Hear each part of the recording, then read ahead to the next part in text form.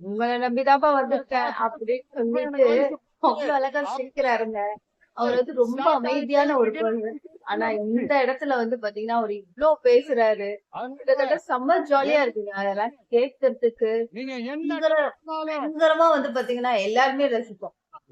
அவர் வந்து பாத்தீங்கன்னா ஒரு சில பேருக்கு பிடிக்குதோ பிடிக்கலையோ ஆஸ் ஆக்டரா ஒரு மனுஷனா எல்லார் மனசுலயும் இடம் பிடிச்சிட்டாரு.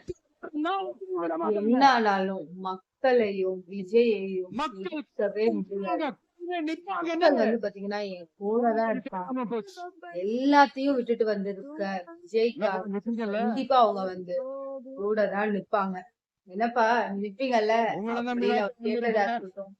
அதெல்லாம் வந்து லாஸ்ட்ல செமையா இருந்தது அவர் சொல்லும் போது. என்னப்பா என் கூட நிப்பீங்கல்ல அப்படின்னு சொல்லிட்டு ரொம்ப பாசத்தோட கேட்டாரு. ஏக்கத்தோடையும் கேட்டாரு. இந்த வீடியோ பத்தி நீங்க என்ன நினைக்கிறீங்க அப்படின்றத மறக்காம கமெண்ட் பண்ணுங்க. மறுபடியும் நம்ம வேறொரு வீடியோல டக்குன்னு சந்திச்சுக்கோம்.